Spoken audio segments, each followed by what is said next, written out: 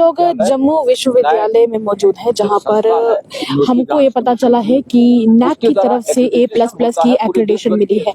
इस वक्त यहां पर उमेश राय जी मौजूद हैं, जम्मू यूनिवर्सिटी के माननीय वाइस चांसलर। इनसे बातचीत करेंगे और जानेंगे कि प्रोफेसर उमेश राय का क्या कहना है। आइए जानते मिला है और उसी को आज आपके सामने कि आप लोगों तक पहुंचा सकें कि जम्मू विश्वविद्यालय NRF रैंकिंग में टॉप 50 आया और जम्मू कश्मीर की यह पहली यूनिवर्सिटी बनी जो A++ से एक्रेडिटेड हुई है।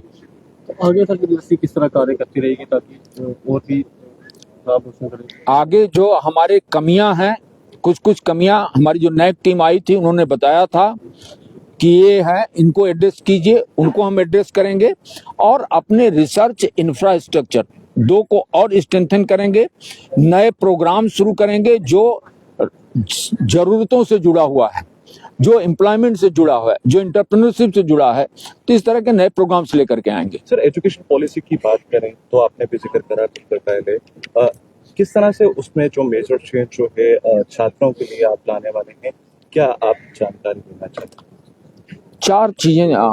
एक, फ्रीडम, आप अपनी पैशन के अनुसार अपना एरिया चुने, अपना विषय चुने अपनी पैशन के अनुसार।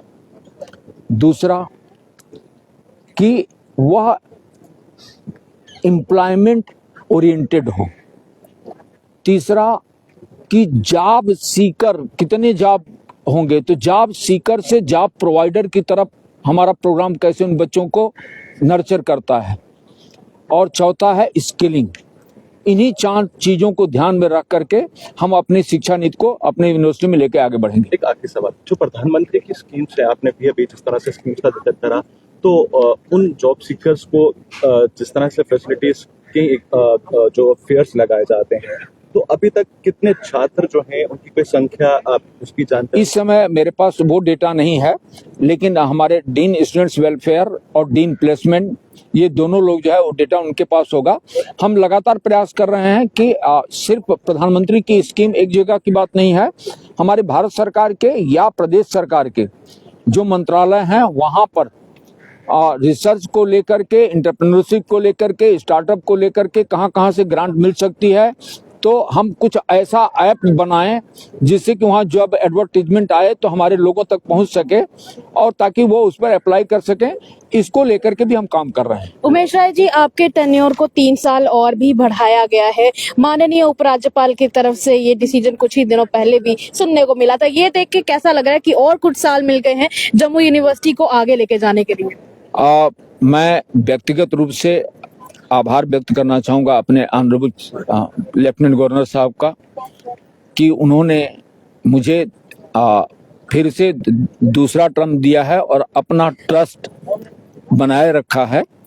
मैं जो कुछ कमियां रह गई हैं वो मैं एड्रेस करना चाहूँगा और हम अंडर ग्रेजुएट प्रोग्राम, क्योंकि हमको अब पोस्ट ग्रेजुएट प्रोग्राम में हमारे जो फीडर कैडर है वो उसमें फीडर है वो अच्छे बच्चे निकल जा रहे हैं, तो यूनिवर्सिटी अपने अच्छे बच्चों को कैसे रिटेन कर सकती है, तो अपने यूजी प्रोग्राम को हम अपनी यूनिवर्सिटी में कैसे चला सकते हैं और कैसे स्ट्रेंथन कर सकते हैं, और साथ में हमारे जो कॉलेजेस हैं उनको हम कैसे उसके साथ जोड़ सकते हैं।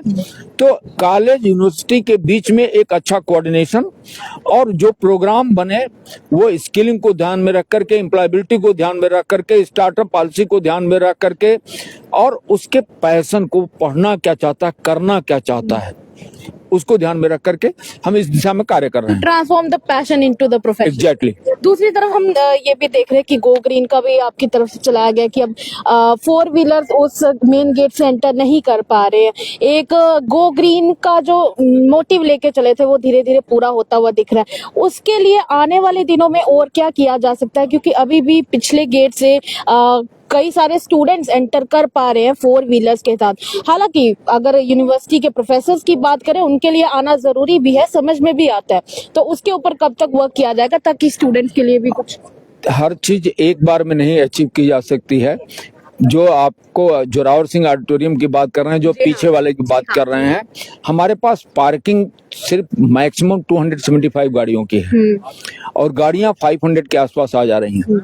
तो हमको जो है एक साथ नहीं, फेज्ड मैनर में, लेकिन उस पर हम काम कर रहे हैं, उसको एड्रेस कर रहे हैं। सुनने को मिला है कि जो पास का सैन्य इलाका है वो भी जल्द ही पार्किंग के लिए अवेलेबल कर दिया जाएगा जम्मू यूनिवर्सिटी में। इस बात में सच्चाई है?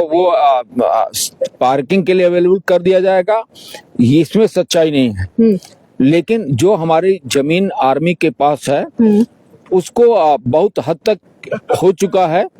आर्मी को जमीन नगरोटा में मिल चुकी है। उस पर सारे जो डिविजनल कमिश्नर लेवल के पर डिसीजन होना है वो हो चुका है। अब वो जाएगा डिफेंस बोर्ड में और वहां से डिसीजन होकर के आएगा, तब मिलेगा हमको।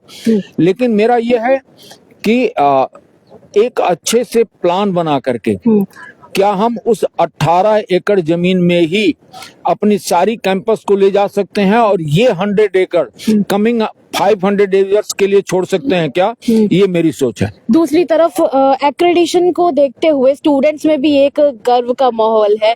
गर्व की इतनी सारी फीलिंग्स हैं कि अब स्टूडेंट्स हो या एलुमनाई हो, वो सब कह रहे हैं कि हम जम्मू यूनिवर्सिटी के छात्र छात्राएं रहे हैं। वो देख के कैसा लग रहा है कि एक गर्व का ताज उनके सिर पर है?